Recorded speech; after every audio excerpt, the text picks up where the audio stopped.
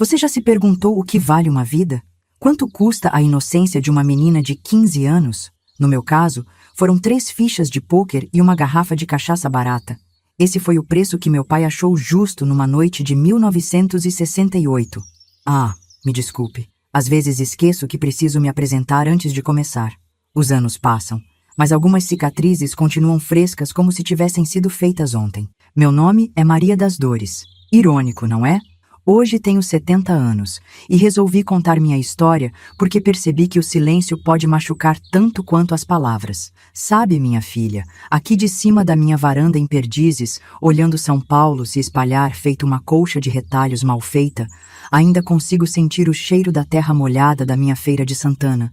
É engraçado como a memória funciona. Tem dias que não lembro onde coloquei meus óculos, mas posso descrever com detalhes o vestido florido que usava naquela noite, quando meu pai me apostou numa mesa de jogo. O barulho da cidade grande nunca me deixou esquecer o silêncio daquela noite. Era um silêncio diferente, sabe? Daqueles que parecem que vão engolir a gente. Tinha uma lua cheia enorme, dessas que a gente só vê no interior. Parecia que ela estava ali só para iluminar minha desgraça. Às vezes, quando fecho os olhos, ainda posso ouvir o tilintar dos copos, as risadas grosseiras, o arrastar das cadeiras no chão de terra batida do bar do seu Zé. E o som das fichas. Ah, aquele som maldito das fichas batendo na mesa. Cada ficha representava um pedaço da minha vida que estava sendo negociado sem que eu soubesse. Mas sabe o que é mais doloroso? Não foi a traição do meu pai, nem mesmo o destino que me aguardava. Foi o olhar da minha mãe quando tudo aconteceu. Um olhar vazio, resignado, como se ela já soubesse que esse dia chegaria. Como se todas as mulheres da nossa família estivessem destinadas a serem moeda de troca em algum momento. Você deve estar se perguntando por que resolvi contar isso agora, depois de tanto tempo. Vou te dizer. Ontem, vi uma menina no metrô. Devia ter uns 15 anos, a mesma idade que eu tinha. Ela estava com o celular na mão, fones de ouvido, uma mochila cheia de sonhos nas costas. E por um momento, só por um momento, me vi nela. Mas ao invés de sentir dor, senti esperança. Porque ela tem algo que eu não tinha. A possibilidade de escolha. É por isso que estou aqui, sentada nesta cadeira de balanço, vendo o sol se pôr entre os prédios de concreto. Não quero que minha história morra comigo. Não quero que outras Marias das Dores nasçam do silêncio e da omissão. Cada palavra que vou te contar custou anos para ser processada, décadas para ser compreendida. Então, se você puder, sente-se aqui comigo. Aceita um café? Ainda faço do jeito antigo, coado na flanela, como minha mãe me ensinou. Enquanto a água ferve, vou te contar como uma menina do interior da Bahia se transformou em uma sobrevivente nas ruas de São Paulo. É uma história de dor, sim, mas também é uma história de resistência. De como algumas pessoas conseguem florescer mesmo no asfalto, mesmo depois de terem suas raízes arrancadas. E quem sabe, ao final desta história, você entenda por que ainda guardo aquelas 3 fichas de pôquer numa caixinha embaixo da minha cama. Não como lembrança, mas como promessa. Promessa de que algumas histórias precisam ser contadas para que nunca mais se repitam. Feira de Santana dos anos 60 era um lugar de contrastes, minha filha. De um lado, o progresso chegando com suas promessas de modernidade. Do outro, as tradições tão fortes quanto as raízes dos umbuzeiros. Nossa casa ficava na periferia da cidade, bem depois da feira livre que deu nome ao município. Era uma casa simples, de teto baixo e paredes de barro, mas tinha um quintal que parecia não ter fim. Nesse quintal, minha mãe, Dona Josefa, cultivava de tudo um pouco. Tinha hortelã para os chás, manjericão para espantar mal-olhado e até um pé de romã que ela dizia ter plantado no dia que eu nasci. Ela era uma mulher pequena, mas com uma força que só as mulheres nordestinas parecem ter. Daquelas que acordava antes do sol para fazer beiju na chapa e só deitava depois que a última panela estava limpa e guardada.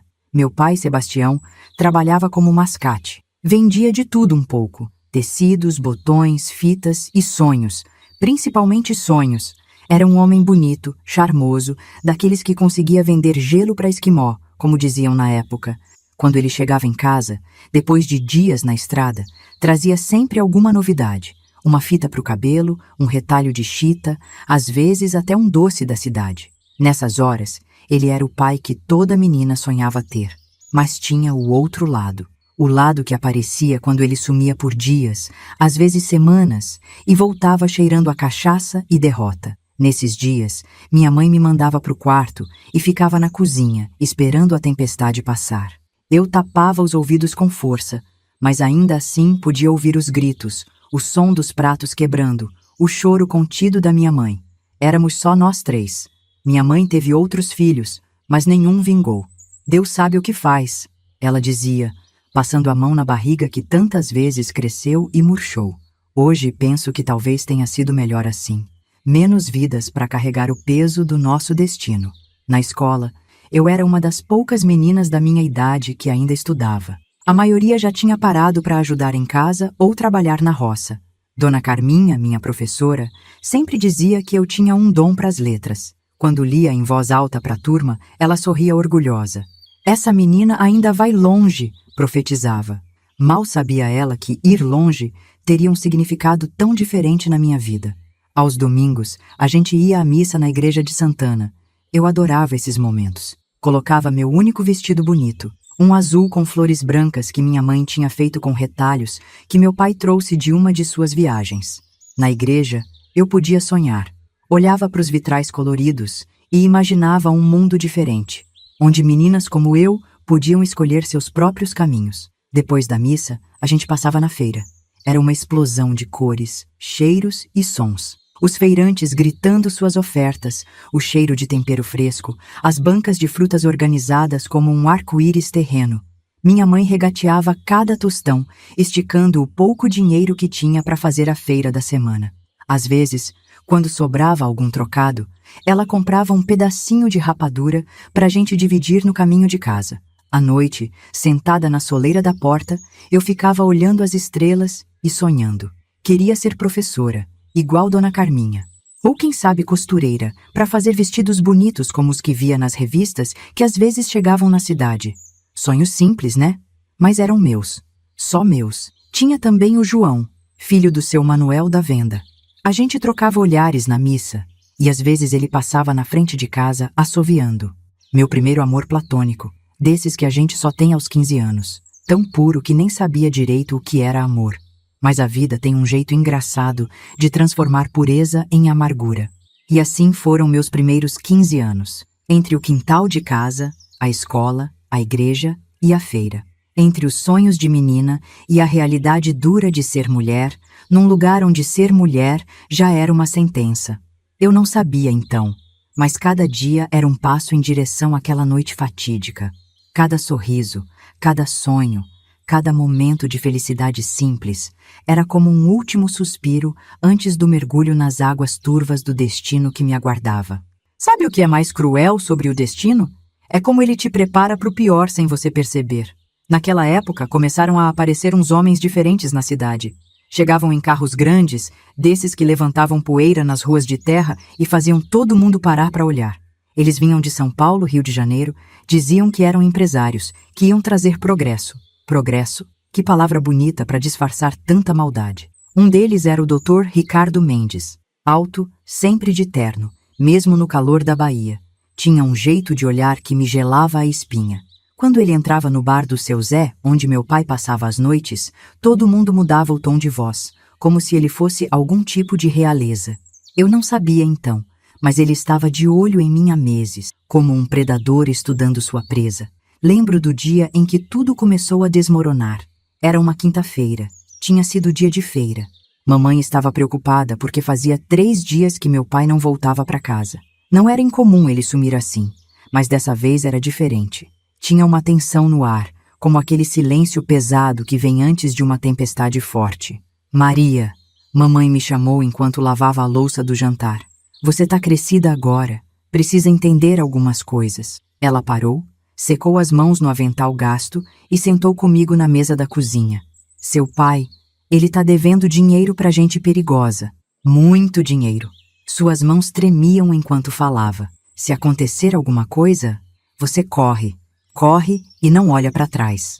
Eu não entendi direito na hora. Achei que era só mais um dos problemas de jogo do meu pai, que logo passaria como todos os outros. Mas havia algo diferente no olhar da minha mãe. Um medo que eu nunca tinha visto antes. Naquela noite, não consegui dormir. Ficava pensando nas palavras dela, no que elas realmente significavam. Pela janela do meu quarto, via a lua cheia iluminando nosso quintal, as sombras das árvores dançando com o vento. Parecia que até a natureza estava inquieta. Foi quando ouvi as vozes, primeiro baixas, depois cada vez mais altas. Reconheci a voz do meu pai, embriagada como sempre. Depois, outra voz, mais grave, mais controlada. Era o Dr. Ricardo. Saí da cama pé por pé e fui até a porta da frente. Me agachei ali, no escuro, e fiquei ouvindo. Sebastião, você sabe que não tem como pagar essa dívida. A voz do Dr. Ricardo era suave, quase paternal, mas tinha algo de ameaçador nela. Mas eu sou um homem justo. Sempre há uma forma de acertar as contas. Meu pai falou algo que não conseguia entender. Estava soluçando. Sua filha, continuou o Dr. Ricardo, ela é uma moça muito bonita, educada, pelo que dizem. Seria bem cuidada em São Paulo. Teria uma vida que você nunca poderia dar a ela.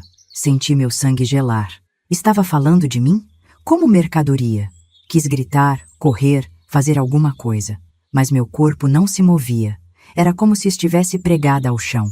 Não posso fazer isso com minha filha, meu pai disse, a voz embargada. Ela é tudo o que tenho. Tudo o que tem? O Dr. Ricardo riu, um riso seco, sem alegria. Você não tem nada, Sebastião. Nem sua própria vida te pertence mais. Mas vou te dar uma chance, uma última partida. Se você ganhar, a dívida está perdoada. Se perder, bem, você sabe o preço. O resto da conversa se perdeu quando eles se afastaram. Voltei para o meu quarto em estado de choque. Não conseguia acreditar no que tinha ouvido. Meu próprio pai cogitando me usar como moeda de troca. Impossível. Ele podia ter 1000 defeitos, mas me amava. Não faria isso comigo. Não podia fazer. Mas enquanto estava ali, deitada na minha cama, ouvindo os grilos cantarem lá fora, uma voz dentro de mim dizia que sim, ele faria. Porque já tinha feito coisas parecidas antes. Porque o vício era mais forte que qualquer amor. Se eu soubesse então que aquela seria minha última noite naquela cama, minha última noite de inocência, teria feito tanta coisa diferente. Teria abraçado minha mãe mais forte. Teria respirado mais fundo o cheiro do quintal. Teria me despedido do pé de romã que cresceu junto comigo. Mas o destino não nos avisa quando vai mudar nossa vida. Ele simplesmente muda. Na noite seguinte, uma sexta-feira que nunca vou esquecer, o céu estava carregado de nuvens pesadas. O calor era sufocante, daqueles que fazem até as paredes suarem. Mamãe estava mais quieta que o normal, mexendo uma panela de feijão que já estava pronta há horas. Seus olhos vermelhos denunciavam que tinha chorado o dia todo. Por volta das 7 da noite, meu pai chegou em casa. Diferente das outras vezes, não estava bêbado. Estava sóbrio, mas com um olhar estranho, perdido. Se arruma, Maria, ele disse, sem me olhar nos olhos. Vamos sair. Sebastião, pelo amor de Deus, minha mãe implorou, agarrando o braço dele. Não faz isso. Ele a empurrou com força. Foi a primeira vez que vi meu pai ser violento com ela na minha frente. Sempre acontecia longe dos meus olhos, como se a ignorância me protegesse de alguma forma. Se arruma, ele gritou para mim. Bota aquele vestido azul. E se alguém perguntar, você tem 18 anos, entendeu? Minhas mãos tremiam tanto que mal conseguia abotoar o vestido. Aquele mesmo vestido azul com flores brancas que eu tanto amava, que usava para ir à missa. Enquanto me arrumava, ouvia os soluços contidos da minha mãe na cozinha. O bar do seu Zé ficava a uns 15 minutos de casa, mas naquela noite o caminho pareceu durar uma eternidade. Meu pai ia na frente, pisando firme, como quem vai para a guerra. Eu o seguia, tropeçando nas próprias pernas, sentindo o coração bater tão forte que achava que ia explodir. Quando chegamos, o bar estava diferente. As mesas de sempre tinham sido afastadas, deixando apenas uma no centro, iluminada por um lampião. Em volta dela, 4 homens jogavam cartas. Entre eles, reconheci o Dr. Ricardo, impecável em seu terno claro, um charuto pendendo do canto da boca. Ah, Sebastião! Ele sorriu ao nos ver. E essa deve ser a jovem Maria, ainda mais bonita de perto. Seu olhar me percorreu de cima a baixo, como se estivesse avaliando uma mercadoria. Senti vontade de vomitar. Vamos acabar logo com isso, meu pai disse puxando uma cadeira. As horas seguintes foram um borrão de cartas sendo distribuídas, fichas mudando de mãos, copos batendo na mesa. Eu fiquei num canto como uma estátua, observando minha vida ser apostada numa mesa de pôquer. Dr. Ricardo jogava com calma, quase com tédio, como se soubesse exatamente como aquela noite terminaria. De vez em quando, erguia os olhos das cartas e me lançava aquele sorriso frio que me perseguiria pelos anos seguintes. Lá para meia-noite, aconteceu. Meu pai apostou suas últimas 3 fichas numa mão. All-in, ele disse, a voz tremendo. Dr. Ricardo nem piscou. Colocou a mesma quantidade de fichas no centro da mesa. Straight flush, anunciou meu pai, revelando suas cartas com um sorriso de triunfo. Dr. Ricardo esperou alguns segundos, saboreando o momento, antes de baixar suas cartas devagar. Royal flush, disse simplesmente. O silêncio que seguiu foi ensurdecedor. Meu pai ficou olhando para as cartas como se não entendesse o que tinha acontecido. Depois, num movimento súbito, virou a mesa, espalhando cartas e fichas pelo chão. Você trapaceou! Gritou, avançando para Dr. Ricardo. 2 homens enormes, que eu nem tinha notado antes, surgiram das sombras e seguraram meu pai. Dr. Ricardo se levantou calmamente, ajeitou o terno e acendeu outro charuto. Sebastião, você sempre foi um péssimo jogador, mas um acordo é um acordo. Ele estalou os dedos e um terceiro homem me agarrou pelo braço. A menina vem comigo. Não! Gritei, tentando me soltar. Pai, não deixa! Mas meu pai não olhou para mim. Manteve os olhos fixos no chão, onde as cartas ainda estavam espalhadas como folhas mortas após uma tempestade. Uma última coisa, Dr. Ricardo disse, jogando uma garrafa de cachaça aos pés do meu pai. Para ajudar você a esquecer. Fui arrastada para fora do bar, minhas unhas deixando marcas no batente da porta enquanto eu tentava resistir. A última imagem que tive do meu pai foi dele ajoelhado no chão, agarrando aquela garrafa como se fosse sua última salvação. O mundo desabou naquele instante, literalmente. Uma chuva forte começou a cair assim que me jogaram dentro de um carro preto, grande e luxuoso. As gotas batiam com força contra o vidro, como se até o céu chorasse por mim. Eu gritava, esperneava, batia nos vidros com toda a força que tinha, mas era inútil. O carro era à prova de som, meus gritos não passavam daquele espaço apertado e sufocante. Dr. Ricardo sentou-se ao meu lado, acendendo outro charuto, o cheiro forte me deixando ainda mais nauseada. Acalme-se, Maria, ele disse, sua voz fria como gelo. Essa histeria não combina com uma moça tão bonita. Suas palavras só me fizeram gritar mais alto, chorar mais forte. Eu implorava para voltar. Prometia que seria uma boa filha, que nunca mais daria trabalho, como se a culpa fosse minha, como se eu tivesse feito algo para merecer aquilo. À medida que o carro se afastava de Feira de Santana, senti como se cada quilômetro fosse uma ferida se abrindo dentro de mim. Minha cidade, minha casa, minha mãe, tudo ficava para trás, engolido pela escuridão da noite e pela cortina de chuva. Pensei na minha mãe. Será que ela sabia? Será que tinha concordado com aquilo? Não, impossível. Lembrei do seu olhar triste naquela tarde, de como tinha me abraçado mais forte antes de eu sair. Ela sabia, sim. Sabia e não pôde fazer nada para me proteger. Essa realização doeu mais do que qualquer outra coisa. E meu pai? Como ele pôde? Como alguém podia apostar a própria filha numa mesa de jogo? A imagem dele ajoelhado no chão, agarrado àquela garrafa de cachaça, ficou gravada na minha mente. Naquele momento, todo o amor que eu sentia por ele se transformou em ódio. Um ódio tão profundo que me assustou. As horas se arrastavam. Eu alternava entre momentos de choro convulsivo e um silêncio carregado de desespero. Dr. Ricardo permanecia impassível ao meu lado, como se estivesse apenas fazendo uma viagem de negócios rotineira. De vez em quando, ele falava algo sobre como minha vida seria melhor em São Paulo, como eu teria oportunidades que jamais teria em Feira de Santana. Cada palavra dele era como uma faca se cravando mais fundo no meu peito. Em algum momento, exausta de tanto chorar, adormeci. Quando acordei, o dia já estava amanhecendo. A paisagem lá fora tinha mudado completamente. Não havia mais as árvores retorcidas da caatinga, nem os campos abertos que eu conhecia. Agora, tudo o que via eram estradas intermináveis, e ao longe, o contorno de prédios enormes se desenhando contra o céu. São Paulo. A cidade grande que eu só conhecia por histórias e imagens de revistas velhas. Vista dali, do banco de trás daquele carro, parecia um monstro de concreto, pronto para me engolir. Foi então que a realidade me atingiu com toda a força. Não era um pesadelo. Eu não ia acordar na minha cama, com o cheiro do café da mamãe vindo da cozinha. Aquilo estava realmente acontecendo. Eu estava sozinha, completamente sozinha, nas mãos de um homem que me vira como nada mais que uma mercadoria. O pânico tomou conta de mim. Comecei a hiperventilar, meu peito apertado como se 1000 mãos invisíveis estivessem me sufocando. Quero ir para casa, sussurrei, minha voz quase inaudível. Por favor, me leva de volta. Dr. Ricardo apenas riu, uma risada seca, sem humor. Sua casa agora é aqui, Maria. Melhor se acostumar. Naquele momento, algo dentro de mim se quebrou. Não foi como um galho se partindo, barulhento e repentino. Foi mais como uma erosão silenciosa. O tipo de destruição que você só percebe quando já é tarde demais. Senti minha infância, meus sonhos, minha inocência escorrendo por entre meus dedos como areia fina.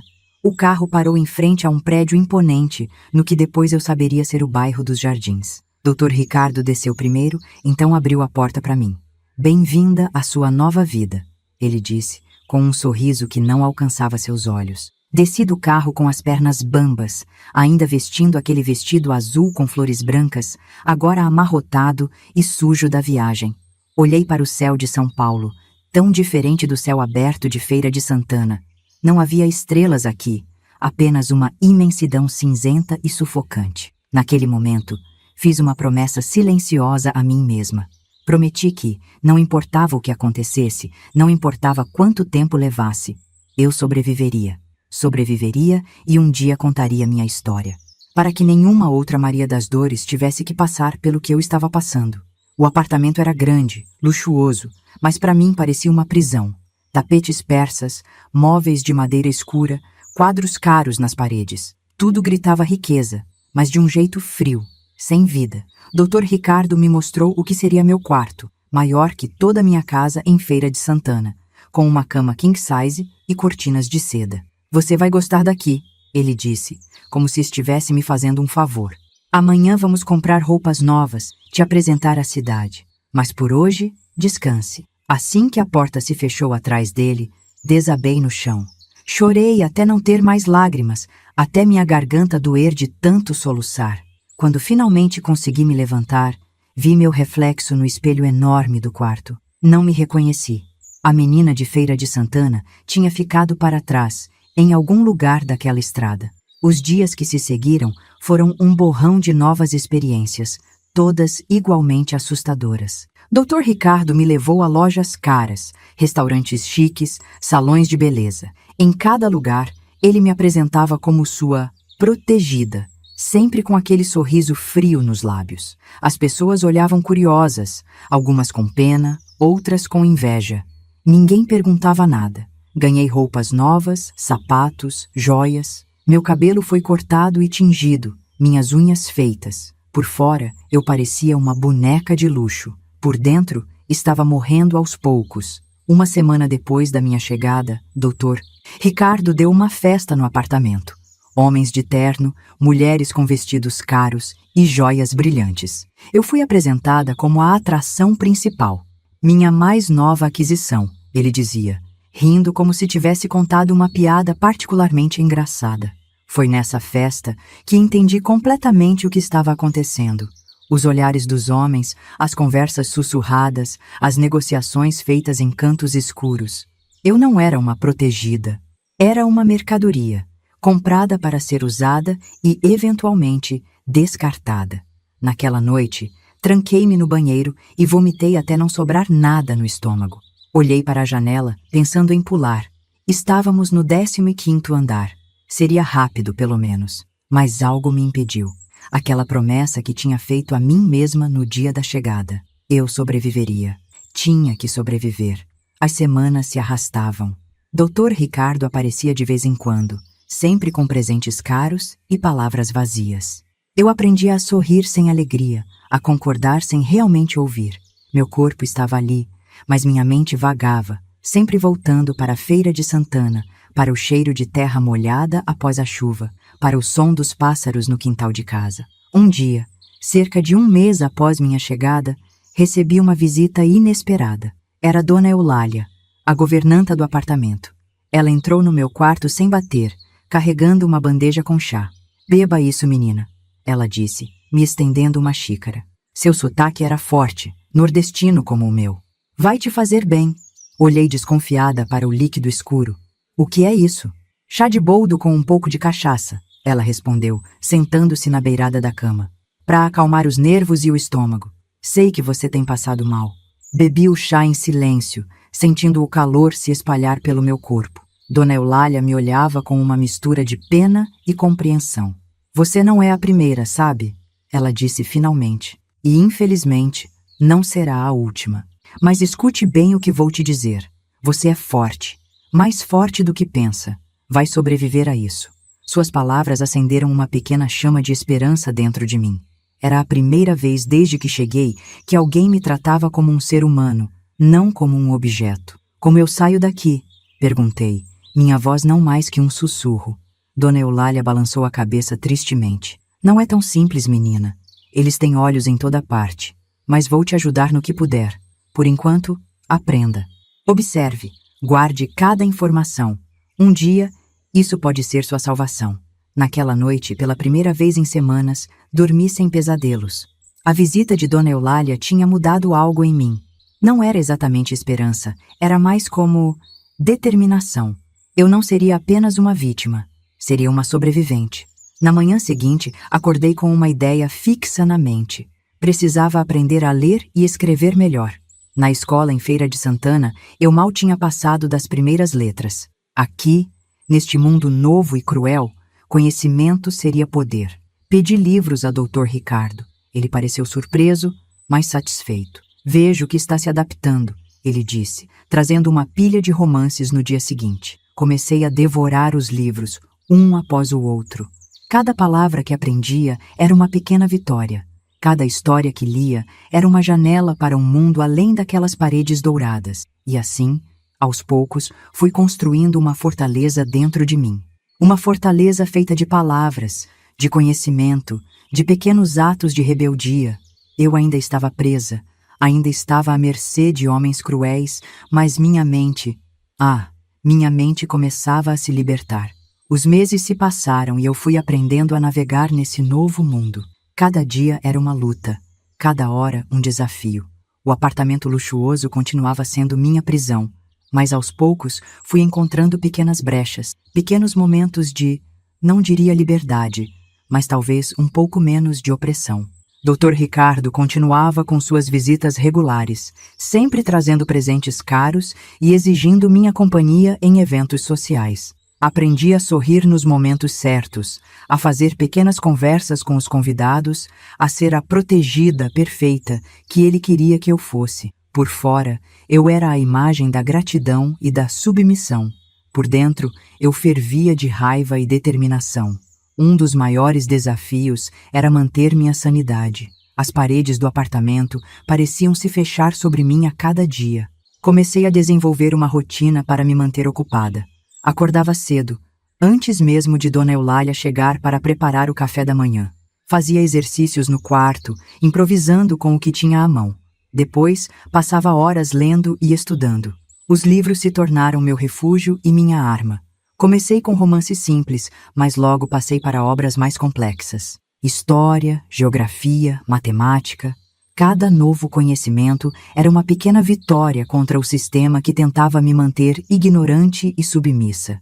Mas nem tudo eram livros e estudos. Havia os dias ruins, os dias em que a realidade da minha situação me atingia com toda a força.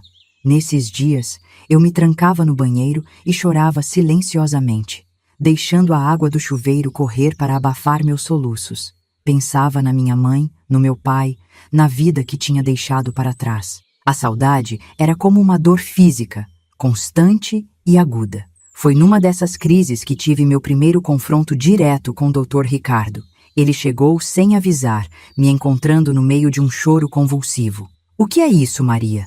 ele perguntou, sua voz fria como sempre. Achei que já tivéssemos superado essa fase. Algo dentro de mim explodiu. Toda a raiva, todo o medo, toda a frustração que eu vinha reprimindo por meses transbordou. Superado? Gritei, me levantando. Como posso superar ser tratada como um objeto? Como posso superar ter sido vendida pelo meu próprio pai? Ele me olhou, surpreso com minha explosão. Por um momento, vi algo em seus olhos. Medo? Mas logo sua expressão voltou ao normal. Aquela máscara de indiferença que eu conhecia tão bem. Cuidado, Maria, ele disse, sua voz baixa e ameaçadora. Você está aqui por escolha do seu pai. Eu poderia ter te deixado naquela cidadezinha, sem futuro, sem perspectivas. Ao invés disso, te dei uma vida de luxo. Deveria ser grata. Suas palavras só aumentaram minha fúria. Grata? Por ser sua prisioneira? Por ser usada como um brinquedo para seus amigos ricos? Antes que eu percebesse o que estava acontecendo, senti o impacto da mão dele no meu rosto. A força do tapa me fez cair no chão. Nunca mais fale assim comigo, ele disse, se inclinando sobre mim. Você é minha, entendeu? Minha propriedade, e farei o que quiser com você. Depois que ele saiu, fiquei ali no chão por horas, sentindo meu rosto arder onde ele tinha me batido. Mas algo tinha mudado dentro de mim. O medo ainda estava lá, claro, mas havia algo mais. Uma determinação feroz, um desejo de sobreviver e um dia me vingar. Naquela noite, Dona Eulália entrou no meu quarto silenciosamente. Ela não disse nada, apenas sentou-se ao meu lado na cama e segurou minha mão. Ficamos assim por um longo tempo, em silêncio. Sua presença era um lembrete de que eu não estava completamente sozinha. Você precisa ser mais cuidadosa, menina, ela finalmente disse. Homens como ele, eles são perigosos, não podem ser enfrentados diretamente. Então o que eu faço? Perguntei, minha voz rouca de tanto chorar. Você aprende, observa, guarda cada informação e espera o momento certo. Suas palavras ficaram comigo nos dias que se seguiram. Comecei a prestar mais atenção em tudo ao meu redor. Nas conversas que Dr. Ricardo tinha ao telefone, nos nomes que ele mencionava, nos papéis que deixava sobre a mesa. Descobri que seu negócio ia muito além de mim. Havia outras garotas, outras protegidas espalhadas pela cidade. E havia mais. Políticos corruptos, juízes comprados, empresários envolvidos em esquemas de lavagem de dinheiro. Dr. Ricardo estava no centro de uma teia complexa de criminalidade. Cada pedaço de informação que eu coletava era cuidadosamente guardado na minha memória. Não podia escrever nada, seria perigoso demais. Mas minha mente se tornou um arquivo vivo, catalogando cada detalhe que pudesse um dia me ser útil. Foi nessa época que comecei a planejar minha fuga. Não seria fácil, eu sabia. Dr. Ricardo tinha olhos e ouvidos por toda parte. Mas eu tinha algo que ele não esperava: determinação. E mais importante, tinha tempo. Podia ser paciente. Podia esperar o momento certo. Enquanto esse momento não chegava, eu continuava minha rotina. Lia, estudava, observava. Cada livro que devorava, cada conversa que ouvia escondida, cada detalhe que notava, era um passo em direção à minha liberdade. Eu ainda era uma prisioneira, mas minha mente estava mais livre do que nunca. Com o passar do tempo, minha determinação só crescia. Cada dia era uma batalha, mas eu estava decidida a vencer a guerra. Minha primeira tentativa de fuga veio quase 6 meses depois da minha chegada a São Paulo. Era uma tarde de domingo, um dos raros momentos em que o apartamento ficava praticamente vazio. Dr. Ricardo tinha saído para um de seus intermináveis almoços de negócios, e Dona Eulália estava de folga. Eu tinha observado por semanas a rotina dos seguranças no prédio, memorizando seus turnos e movimentos. Com o coração batendo tão forte que achei que fosse explodir, fiz meu caminho até a porta da frente. Minhas mãos tremiam tanto que mal conseguia segurar a maçaneta. Quando finalmente abri a porta, o corredor vazio parecia me convidar para a liberdade. Cheguei até o elevador sem ser notada. Apertei o botão do térreo, rezando para todos os santos que conhecia. Quando as portas se abriram no saguão, dei 2 passos para fora e dei de cara com João, um dos seguranças pessoais de Dr. Ricardo. "Aonde pensa que vai, senhorita Maria?" ele perguntou, seu tom falsamente cordial, não escondendo a ameaça implícita. Gaguejei alguma desculpa sobre querer tomar ar fresco, mas sabia que tinha sido pega. João me acompanhou de volta ao apartamento, sua mão firme no meu braço deixando claro que não tinha escolha. A punição por essa tentativa foi severa. Dr. Ricardo, furioso, me trancou no quarto por dias, com apenas o mínimo de comida e água. Mas o pior não foi o confinamento físico, foi o que veio depois.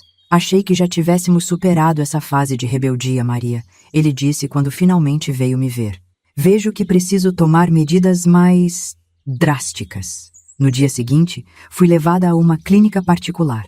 Lá, sob o olhar vigilante de enfermeiras que pareciam mais carcereiras, fui submetida a uma série de tratamentos, injeções que me deixavam grogue, pílulas que embotavam meus sentidos. Tudo sob o pretexto de acalmar meus nervos. Passei semanas naquele lugar, lutando para manter minha sanidade. Cada dia era uma névoa de medicamentos e interrogatórios disfarçados de sessões de terapia. Eles queriam quebrar minha vontade, transformar-me em uma boneca obediente. Mas eles subestimaram minha força interior. Mesmo nos momentos mais sombrios, agarrei-me às memórias de Feira de Santana, ao cheiro da terra depois da chuva, ao som da risada da minha mãe. Essas lembranças eram minha âncora, impedindo que eu me perdesse completamente. Quando finalmente voltei ao apartamento, estava fisicamente debilitada, mas mentalmente mais forte do que nunca. Tinha aprendido uma lição valiosa. A liberdade não viria facilmente. Precisaria ser mais esperta, mais paciente. Minha segunda tentativa veio meses depois. Desta vez, foi mais elaborada. Tinha conseguido, através de pequenos furtos cuidadosos, juntar algum dinheiro. Não muito, mas o suficiente para uma passagem de ônibus e alguns dias de comida. Planejei tudo meticulosamente. Esperei por um dos eventos sociais de Dr. Ricardo, quando o apartamento estaria cheio de gente e a vigilância, teoricamente, mais relaxada. Vestida com roupas simples que tinha escondido, misturei-me aos empregados que serviam a festa.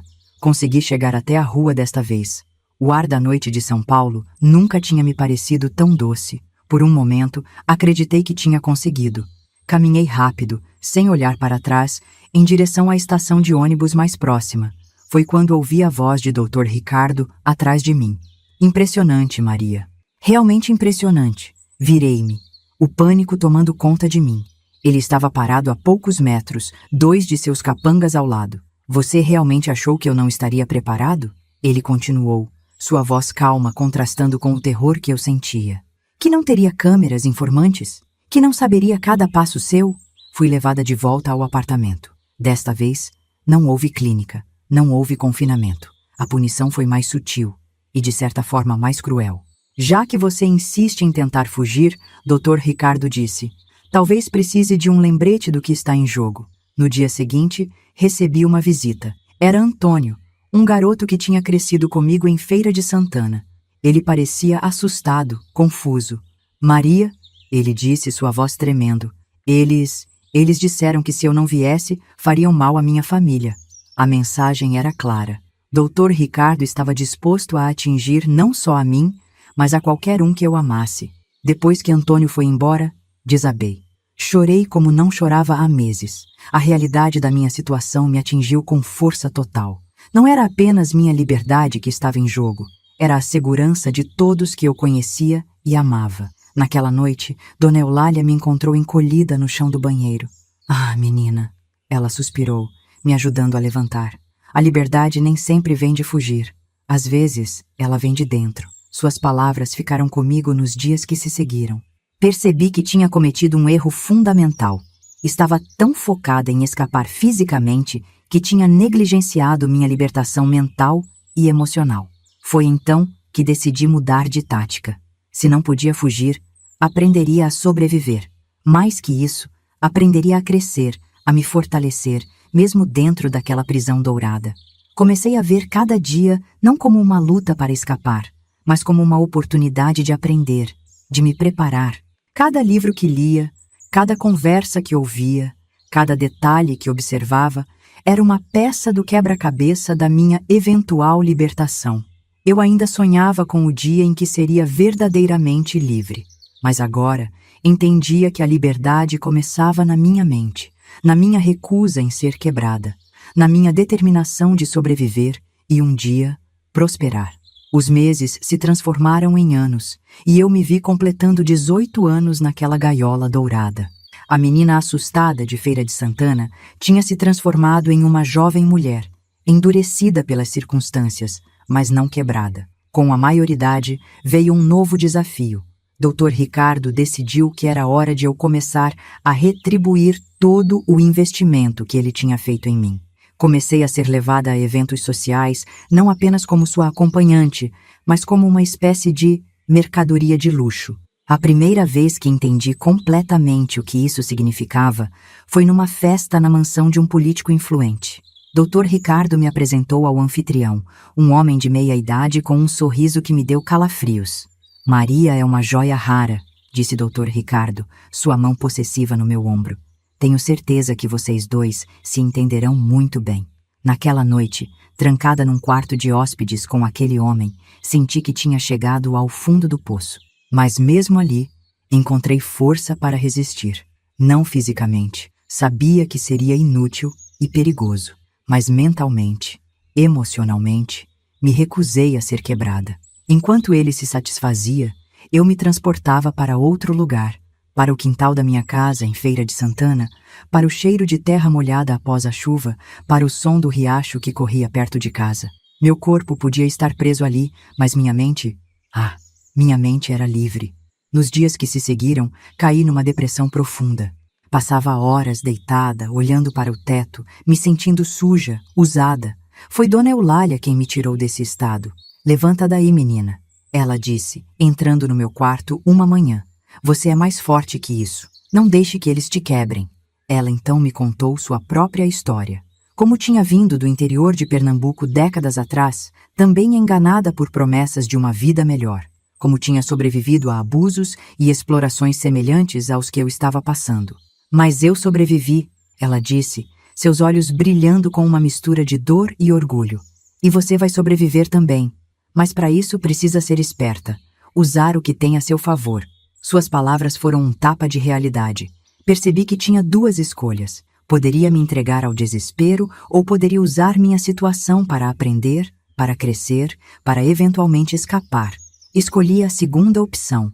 Comecei a prestar mais atenção nas conversas que aconteciam ao meu redor durante esses eventos. Políticos, empresários, celebridades, todos tinham seus segredos, suas fraquezas. E eu comecei a coletar essas informações como se fossem tesouros. Aprendi a ler as pessoas, a entender suas motivações, seus desejos ocultos. Descobri que podia manipular situações sutilmente, direcionando conversas, plantando ideias. Era um jogo perigoso, mas era a única forma de manter minha sanidade, de sentir que tinha algum controle sobre minha vida. Um dia, durante um desses eventos, conheci Carolina. Ela era como eu, outra protegida de um homem poderoso. Nos aproximamos cautelosamente no início, sempre conscientes dos olhares vigilantes ao nosso redor. Mas logo descobrimos uma conexão, uma compreensão mútua que só quem passou por experiências semelhantes poderia ter. Carolina se tornou minha aliada, minha confidente. Trocávamos informações, nos apoiávamos mutuamente. Com ela, aprendi mais sobre como funcionava esse submundo de poder e exploração. E juntas, começamos a sonhar com uma forma de escapar. Foi Carolina quem me ensinou a usar tecnologia a meu favor. Ela tinha conseguido esconder um smartphone e me mostrou como acessar a internet secretamente, como usar redes sociais de forma anônima, como buscar informações sem deixar rastros. Com esse novo conhecimento, um mundo de possibilidades se abriu. Comecei a pesquisar sobre direitos humanos, sobre organizações que ajudavam vítimas de tráfico humano. Descobri histórias de outras mulheres que tinham conseguido escapar de situações semelhantes, mas o mais importante, comecei a entender a extensão da rede criminosa da qual fazíamos parte. Não era apenas sobre nós, sobre exploração sexual. Era uma teia complexa de corrupção, lavagem de dinheiro, tráfico de influência. E Dr. Ricardo estava no centro de tudo isso. Percebi que minha libertação não poderia ser apenas sobre mim. Se quisesse realmente ser livre, precisaria desmantelar todo o sistema. Era uma tarefa assustadora, quase impossível. Mas pela primeira vez em anos, senti um propósito, uma direção. Comecei a coletar evidências. gravações de áudio feitas secretamente com o celular escondido, fotos tiradas discretamente durante eventos, nomes e datas anotados mentalmente e depois transcritos em um arquivo criptografado online. Cada pedaço de informação era um tijolo na construção da minha eventual liberdade, mas também era um risco enorme. Se fosse descoberta, houve momentos de quase descoberta. Uma vez, Dr. Ricardo entrou no quarto sem avisar enquanto eu estava online. Por pouco não me pegou. Meu coração batia tão forte que achei que fosse explodir, mas consegui disfarçar a tempo. "O que está fazendo?" Ele perguntou desconfiado. "Lendo", respondi, mostrando um dos livros que ele mesmo tinha me dado, tentando melhorar meu vocabulário para os eventos sociais. Ele pareceu satisfeito com a resposta, mas percebi que precisava ser ainda mais cuidadosa. Apesar dos riscos, continuei. Cada novo aprendizado, cada informação coletada era um passo em direção à minha libertação. Não sabia quando ou como aconteceria, mas tinha certeza de que um dia conseguiria não apenas escapar, mas expor toda aquela rede de corrupção e abuso. A menina ingênua de Feira de Santana tinha morrido há muito tempo. Em seu lugar, estava nascendo uma mulher determinada, astuta e, acima de tudo, paciente. Eu sabia que minha chance chegaria, e quando chegasse, estaria pronta. O tempo passava, e com ele, minha rede de informações e contatos crescia.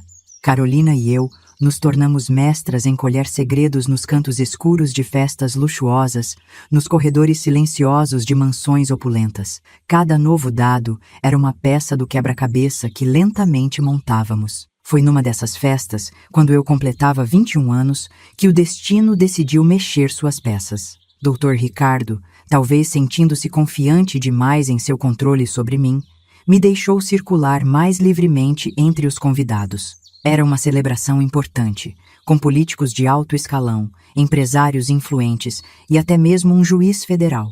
Enquanto servia champanhe e sorrisos falsos, captei uma conversa que mudaria tudo. Em um canto afastado, o juiz federal, um homem que eu sabia ser crucial nos esquemas de Dr. Ricardo, conversava em tons baixos com um empresário que eu não reconhecia. "A operação está pronta para começar", sussurrou o juiz. "Em 2 semanas, todos os mandados serão expedidos. Ricardo não vai saber o que o atingiu." Meu coração disparou. Uma operação? Mandados? Isso significava que as autoridades estavam de alguma forma investigando o doutor. Ricardo? Era a oportunidade que eu esperava há anos, mas também representava um perigo imenso. Nos dias que se seguiram, a tensão no ar era palpável. Dr. Ricardo parecia mais nervoso, mais irritadiço. Suas ligações telefônicas tornaram-se mais frequentes e secretas. Algo estava prestes a acontecer, e eu sabia que precisava agir rápido. Com a ajuda de Carolina, comecei a organizar todas as informações que tínhamos coletado ao longo dos anos. Evidências de corrupção, listas de políticos envolvidos, detalhes sobre o esquema de tráfico de pessoas, tudo foi cuidadosamente compilado e criptografado. Mas então, o inesperado aconteceu.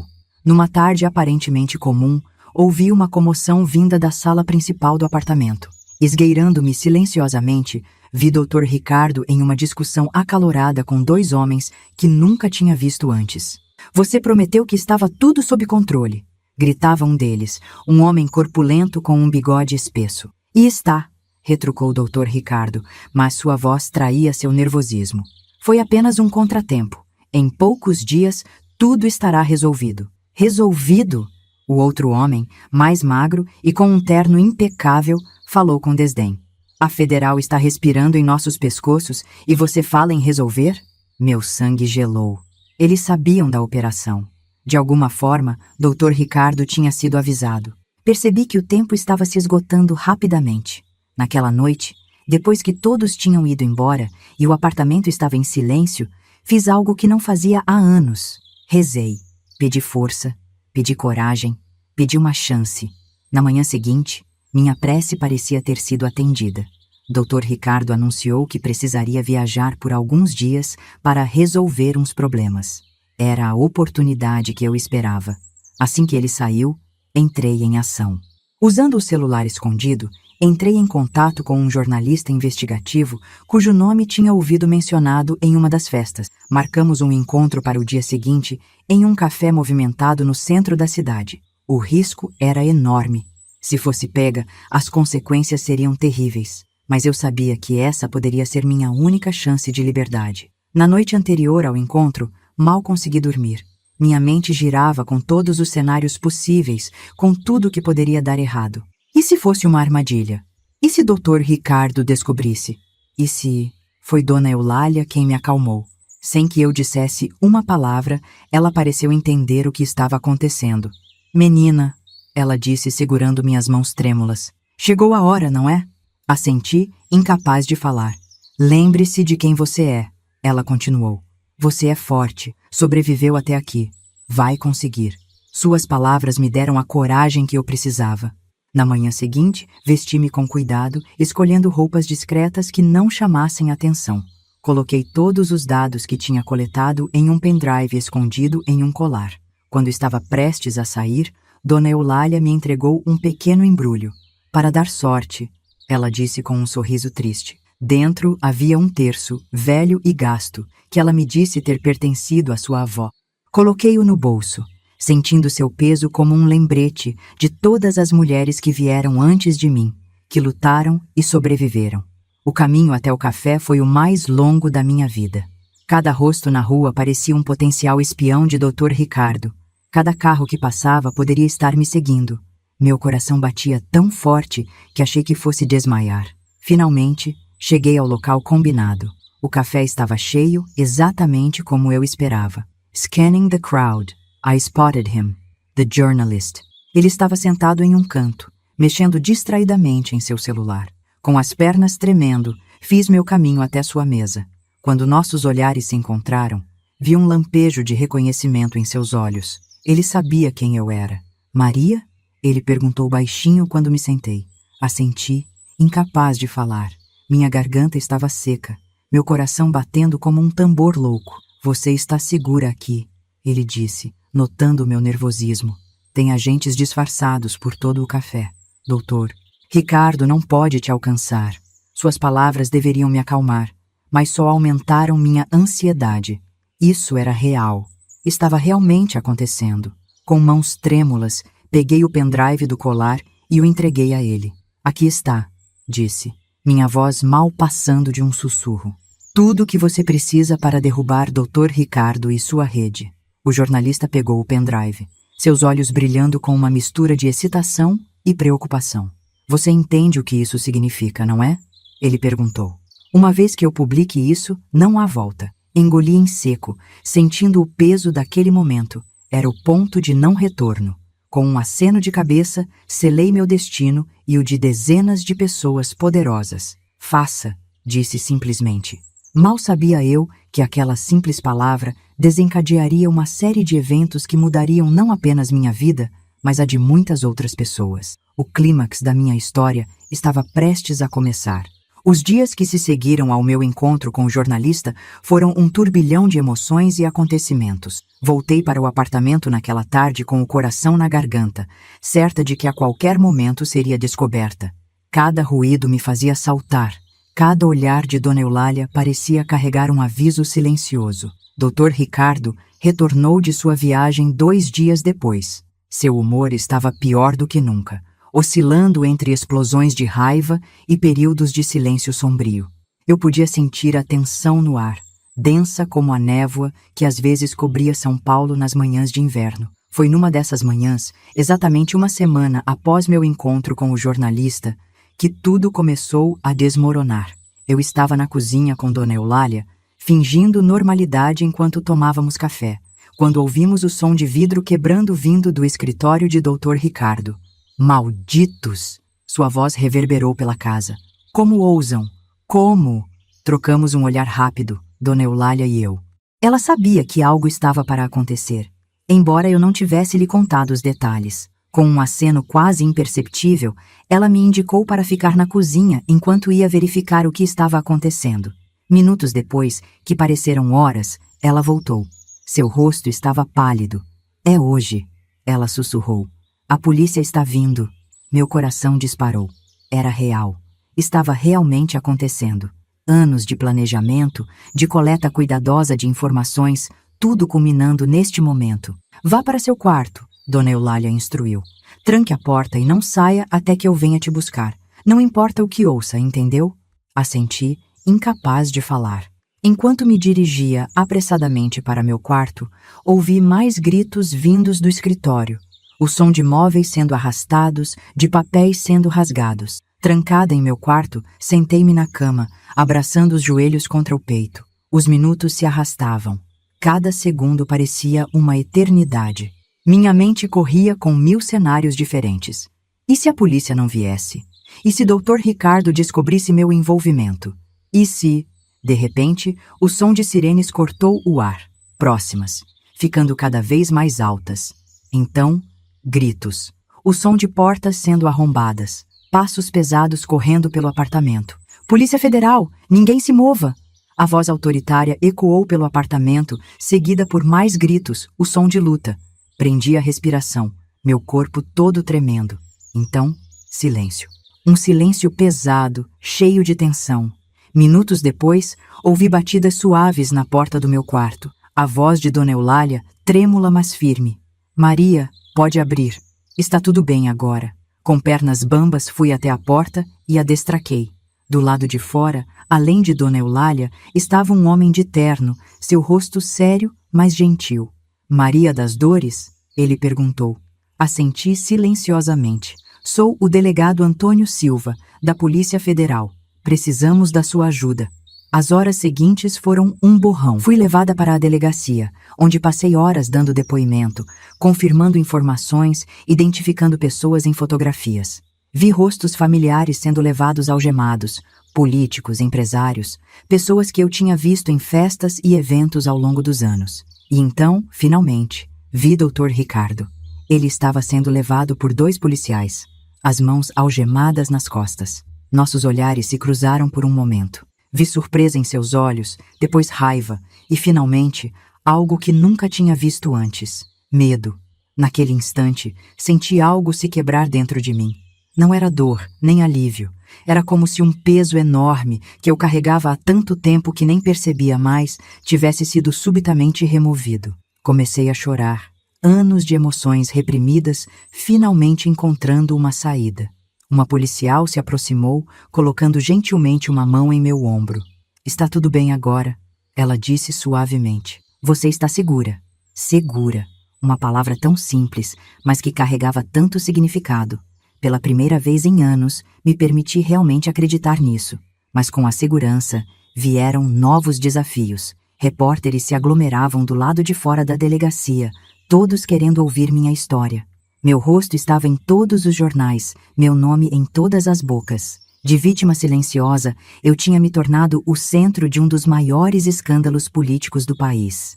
O delegado Silva me explicou que eu precisaria de proteção.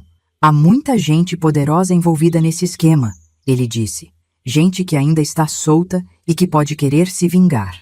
A realidade da situação começou a se assentar.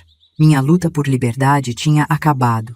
Mas uma nova batalha estava apenas começando.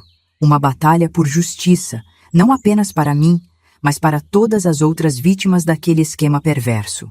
Naquela noite, sentada em um quarto de hotel sob proteção policial, peguei o terço que Dona Eulália tinha me dado.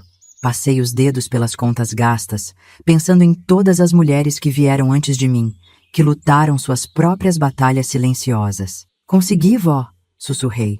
Embora não soubesse se estava falando com a avó de Dona Eulália ou com alguma parte de mim mesma que tinha ficado para trás em Feira de Santana. Consegui. E ali, sozinha naquele quarto, permiti-me algo que não fazia há anos, sonhar com o futuro. Um futuro incerto, assustador, mas meu. Completamente meu. Os dias que se seguiram foram uma montanha-russa de emoções e eventos. Meu testemunho se tornou peça central no processo contra Dr. Ricardo e sua rede de criminosos. Cada dia trazia novas revelações, novos nomes sendo expostos, novas histórias de horror vindo à tona. O momento que definiria tudo, no entanto, chegou cerca de 2 semanas após as prisões iniciais. Eu estava sendo preparada para depor em uma audiência pública, algo que o delegado Silva me assegurou ser crucial para o caso. Na manhã da audiência, acordei antes do amanhecer, meu estômago em nós. Olhei-me no espelho do banheiro do hotel onde estava hospedada sob proteção policial. O rosto que me encarava de volta parecia o de uma estranha. Mais velho, mais duro, mas também mais forte do que eu jamais me lembrava de ter sido. Você consegue, sussurrei para meu reflexo. Você sobreviveu até aqui. Vai sobreviver a isso também. O trajeto até o fórum foi tenso. As ruas estavam lotadas de repórteres e curiosos. Meu nome estava em todas as manchetes. Minha foto em todos os jornais. A garota que derrubou o esquema, eles me chamavam. Se ao menos soubessem o quanto aquele título pesava, ao chegar ao tribunal, fui imediatamente levada para uma sala privada. Advogados, promotores e o delegado Silva me cercaram, todos falando ao mesmo tempo, me dando últimas instruções. Lembre-se, disse o promotor, fale apenas a verdade. Não tente embelezar ou dramatizar. Apenas conte sua história. Minha história. Como se fosse simples assim. Como se anos de abuso, medo e sobrevivência pudessem ser resumidos em algumas frases bem colocadas. Quando finalmente fui chamada para depor, o silêncio que caiu sobre o tribunal foi ensurdecedor. Caminhei até o banco das testemunhas, sentindo o peso de centenas de olhares sobre mim. Na primeira fila, vi rostos familiares, políticos, empresários, todos aqueles que um dia tinham me visto como nada mais que um objeto à venda. E então, no canto da sala, vi um rosto que fez meu coração parar por um momento. Minha mãe. Ela estava lá, os olhos cheios de lágrimas, as mãos apertando um lenço. Ao seu lado, para minha surpresa, estava meu pai. Ele parecia ter envelhecido décadas, seu rosto marcado pela culpa e pelo remorso. Por um momento, pensei que fosse desabar, mas então senti algo dentro de mim se fortalecer. Não estava ali apenas por mim. Estava ali por todas as outras meninas que tinham passado pelo que eu passei, por todas as que ainda estavam presas naquele mundo sombrio. Comecei a falar. Minha voz, inicialmente trêmula, foi ganhando força à medida que contava minha história. Falei sobre a noite em que fui apostada, sobre os anos de cativeiro disfarçado de luxo, sobre os abusos, as humilhações, o medo constante, mas também falei sobre resistência, sobre como aprendi a ler as pessoas, a coletar informações, a sobreviver. Falei sobre a rede de tráfico humano, sobre os políticos corruptos, sobre o sistema que permitia que tudo isso acontecesse.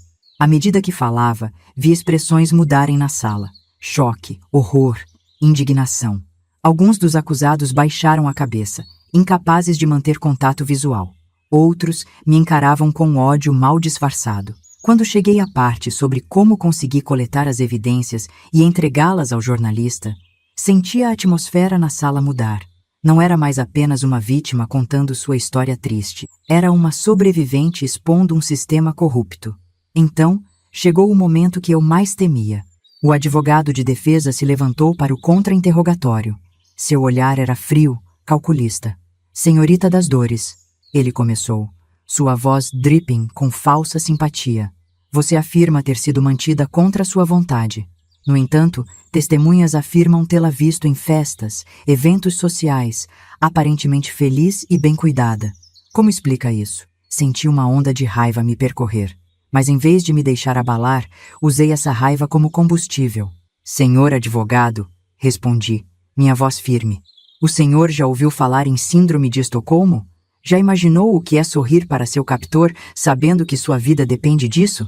Já pensou no que é ser forçada a parecer feliz enquanto está morrendo por dentro? O silêncio que se seguiu foi ensurdecedor. Vi o advogado hesitar, claramente não esperando uma resposta tão direta. E quanto às roupas caras, às joias? Ele tentou novamente. Isso não indica que você estava lá por vontade própria? Olhei diretamente nos olhos dele. As correntes nem sempre são visíveis, senhor. Às vezes, elas são feitas de medo, de ameaças veladas, de manipulação psicológica. Uma gaiola de ouro ainda é uma gaiola. Naquele momento, senti algo mudar na sala. Não era apenas minha história sendo contada. Era a história de incontáveis mulheres que tinham passado por situações semelhantes. Era a exposição de um sistema que permitia que seres humanos fossem tratados como mercadorias. Quando terminei meu depoimento, horas depois, o silêncio na sala era palpável. Vi lágrimas nos olhos de muitos dos presentes, inclusive de alguns dos jurados. O juiz me olhava com uma mistura de respeito e pesar. Ao deixar o banco das testemunhas, meus olhos encontraram os da minha mãe. Ela sorriu através das lágrimas, um sorriso que carregava anos de dor, culpa e agora, uma ponta de esperança. Naquele momento, entendi que minha jornada não tinha terminado. Na verdade, estava apenas começando. A menina de Feira de Santana tinha morrido há muito tempo, mas em seu lugar estava uma mulher forte, determinada a lutar não apenas por si mesma, mas por todas as outras que não tinham voz. As repercussões do meu testemunho foram imediatas e avassaladoras. Assim que deixei o tribunal, fui engolfada por uma onda de repórteres, flashes de câmeras e gritos de perguntas. O delegado Silva e sua equipe me escoltaram rapidamente para um carro blindado, mas não antes que eu visse as manchetes nos celulares e tablets erguidos ao meu redor. Testemunho bomba abala Brasília. Rede de tráfico humano exposta. A voz que abalou o sistema. Dentro do carro, tremendo apesar do calor, tentei processar o que tinha acabado de acontecer. Tinha dito tudo, exposto cada detalhe sórdido, cada nome, cada evento. Não havia mais volta. Você foi incrível lá dentro, disse o delegado Silva, sua voz misturando admiração e preocupação. Mas as coisas vão ficar complicadas agora.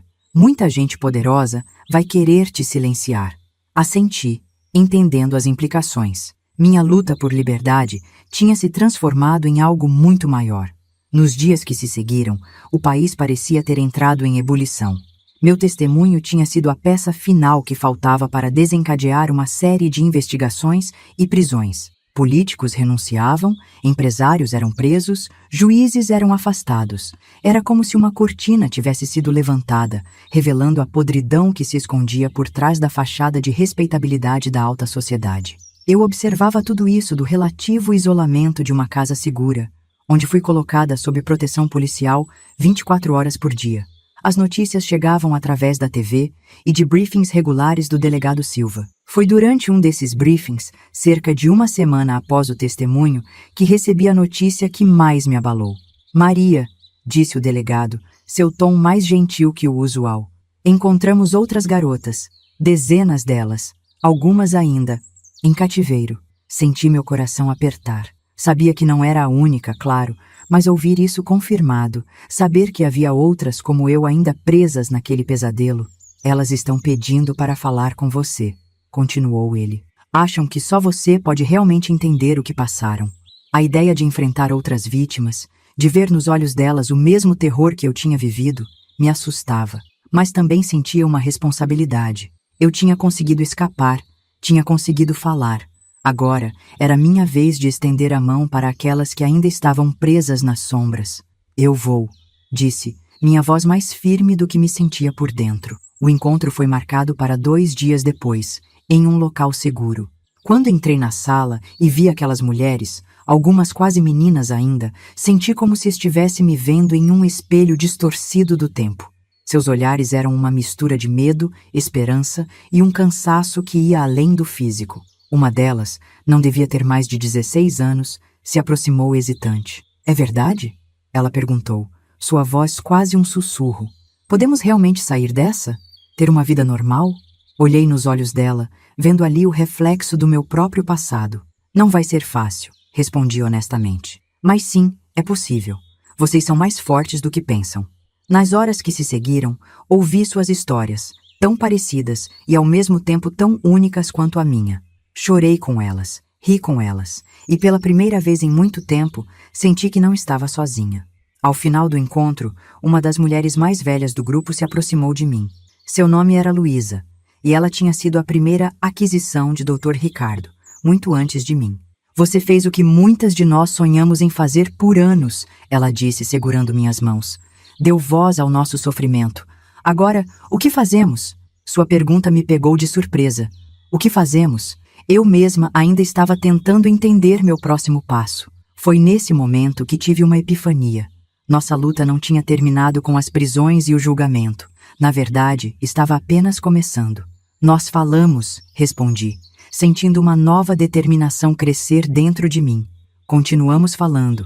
Por nós e por todas as outras que ainda não podem se fazer ouvir.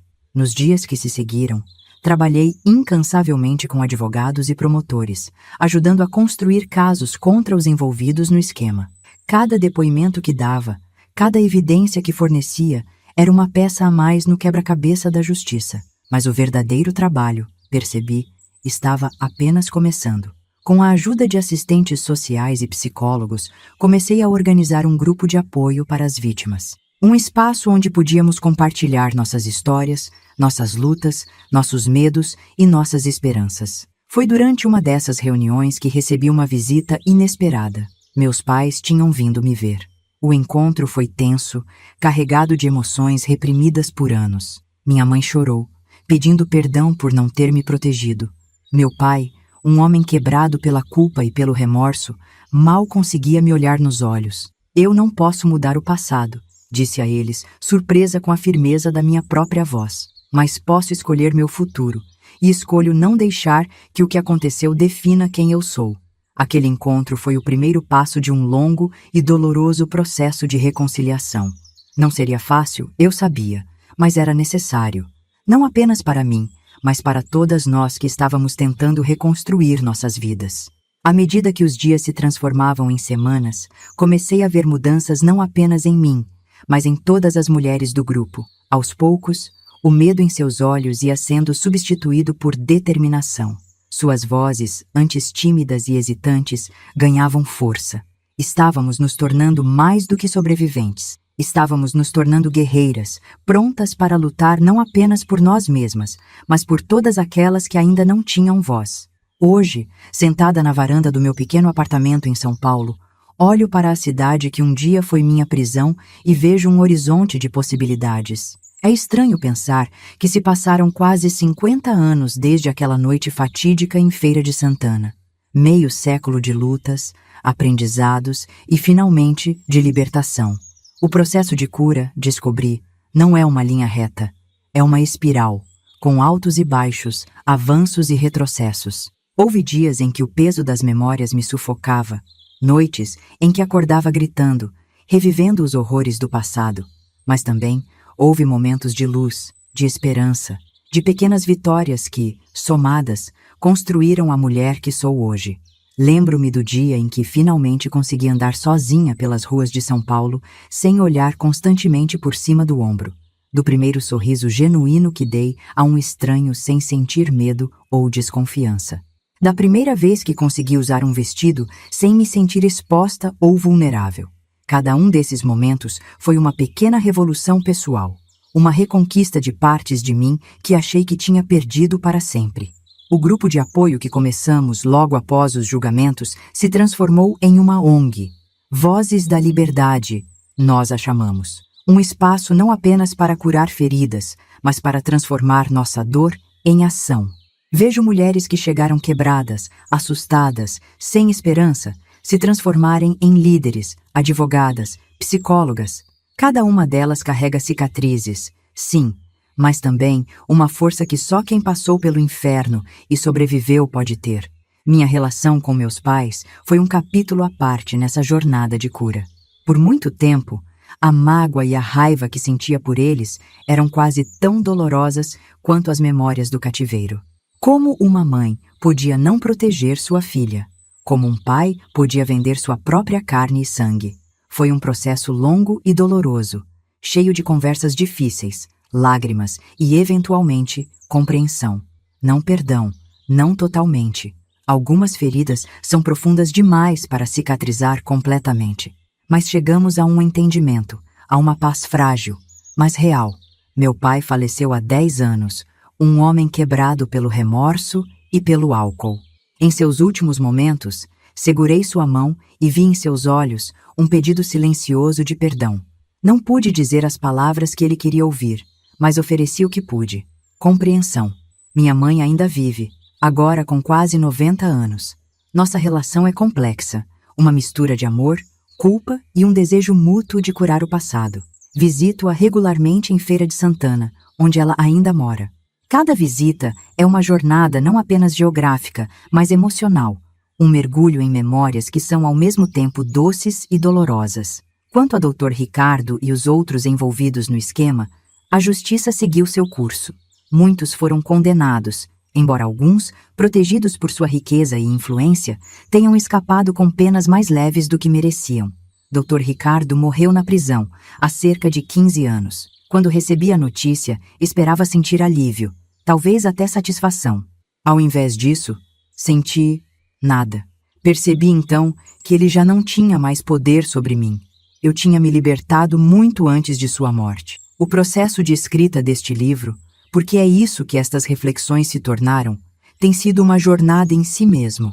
Reviver cada momento, cada emoção tem sido doloroso, mas também incrivelmente libertador. É como se, ao colocar minha história no papel, eu finalmente pudesse olhá-la de fora, entendê-la não apenas como vítima, mas como sobrevivente, como narradora da minha própria vida. Há momentos em que me pergunto, e se? E se meu pai não tivesse me apostado naquela noite? E se eu não tivesse sido levada para São Paulo? Que vida eu teria vivido? Mas logo afasto esses pensamentos. O passado não pode ser mudado, e essas perguntas não têm respostas. O que importa é o que fazemos com o presente, com o futuro que ainda temos pela frente. Olho para minhas mãos enquanto escrevo estas palavras. Mãos que um dia foram frágeis e assustadas, que tremiam ao servir drinks em festas de homens poderosos. Hoje são mãos fortes, capazes, mãos que escrevem, que abraçam, que lutam, mãos que ajudam outras mulheres a se erguerem, a encontrarem sua própria força. Se pudesse falar com aquela menina de 15 anos, assustada e sozinha em um apartamento luxuoso em São Paulo, o que eu diria? Talvez que a jornada seria longa e difícil, mas que valeria a pena. Que ela é mais forte do que imagina. Que um dia ela não apenas sobreviverá, mas viverá plenamente, intensamente. Aos 70 anos, olho para trás e vejo uma vida que, apesar de todos os horrores, foi vivida com propósito. Cada obstáculo superado, cada batalha vencida, cada mulher que ajudamos a se libertar, tudo isso dá sentido ao sofrimento que passei.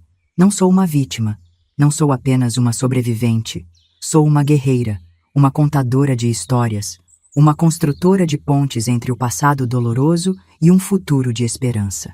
E enquanto houver uma única mulher presa nas sombras do abuso e da exploração, continuarei lutando. Porque agora sei, minha voz, nossa voz coletiva, é mais poderosa do que qualquer prisão, qualquer algema, qualquer sistema opressor. Esta é minha história, mas também é a história de incontáveis outras. E juntas continuaremos a escrevê-la, dia após dia, palavra por palavra, até que todas sejamos verdadeiramente livres. Enquanto chego ao fim desta narrativa, percebo que contar minha história não é apenas um ato de catarse pessoal, mas uma responsabilidade. Uma responsabilidade para com todas aquelas que ainda estão presas, seja em cativeiros físicos ou nas prisões invisíveis do medo e da vergonha. Se há uma mensagem que quero deixar, é esta.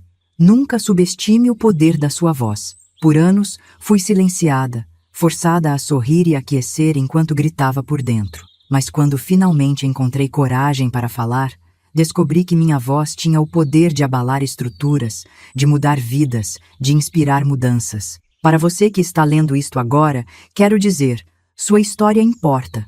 Suas experiências, suas lutas, suas vitórias, tudo isso tem valor. Não deixe que ninguém lhe diga o contrário. Não importa o quão escura a noite pareça, lembre-se sempre que o amanhecer virá. E quando vier, você estará lá para vê-lo, mais forte e mais sábia. Ao longo desses anos, aprendi que a liberdade não é um destino, mas uma jornada contínua. Cada dia traz novos desafios, novas oportunidades de crescimento. Há dias em que o peso do passado ainda me assombra, em que as cicatrizes parecem frescas novamente. Mas há também dias de alegria pura, de realizações que antes pareciam impossíveis. Lembro-me de um momento específico, há alguns anos, que para mim simboliza essa jornada de libertação. Foi durante uma palestra que dei em uma universidade. No final, uma jovem se aproximou de mim, lágrimas nos olhos. Sua história mudou minha vida. Ela disse, eu também passei por algo parecido. Achei que estava sozinha, que ninguém entenderia. Mas ouvir você falar me fez perceber que posso superar isso, que posso ter uma vida além do trauma. Naquele momento, senti que todo o sofrimento pelo qual passei tinha um propósito maior, que minha voz não era apenas minha, mas um eco de todas as vozes que foram silenciadas ao longo da história. É por isso que continuo falando, escrevendo, lutando, porque sei que para cada pessoa que conseguimos alcançar, há dezenas de outras que ainda estão nas sombras, precisando de uma luz, de uma mão estendida, de uma voz que diga: você não está sozinha, você pode superar isso. Às vezes, me perguntam se tenho arrependimentos. É uma pergunta complexa. Arrependo-me de ter sofrido? De ter perdido anos da minha juventude para o cativeiro e o abuso? Claro que sim. Mas também sei que essas experiências, por mais dolorosas que tenham sido, me moldaram. Me transformaram na mulher que sou hoje. Se pudesse voltar no tempo e mudar as coisas, eu o faria? É uma pergunta que me assombrou por anos. Mas hoje, minha resposta é: não. Não porque o que passei foi justo ou certo. Nunca será. Mas porque sei que minha jornada, minha luta, minha voz fizeram diferença. Ajudaram a mudar leis, a salvar vidas, a dar esperança a quem não tinha. Para aqueles que ainda estão presos, seja em situações de abuso, tráfico humano ou nas amarras do próprio trauma, quero dizer: há esperança. Há um caminho para fora da escuridão. Não será fácil, não será rápido, mas é possível. Você é mais forte do que pensa, mais resiliente do que imagina.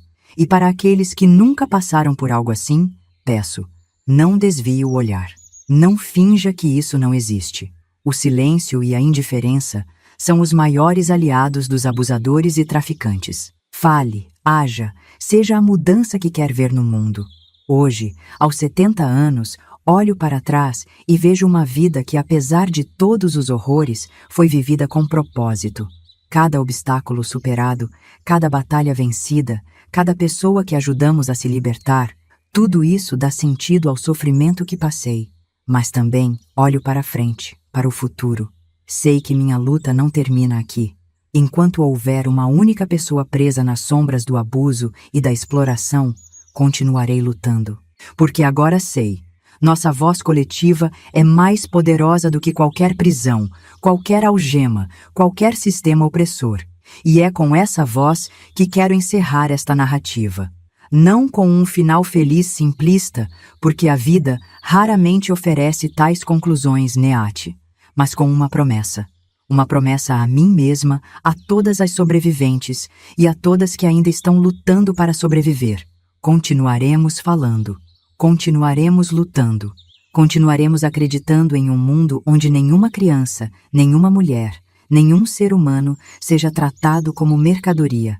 E para você, que chegou até aqui comigo nesta jornada de palavras e memórias, deixo um pedido. Não deixe que esta história termine na última página deste livro. Leve-a com você.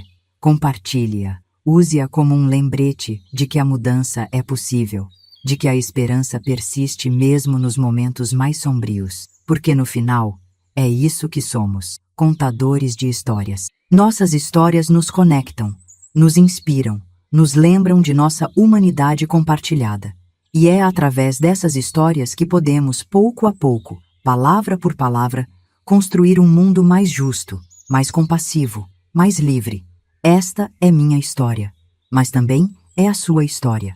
É nossa história coletiva de luta, de resistência, de esperança. E juntos, continuaremos a escrevê-la dia após dia, até que todos sejamos verdadeiramente livres.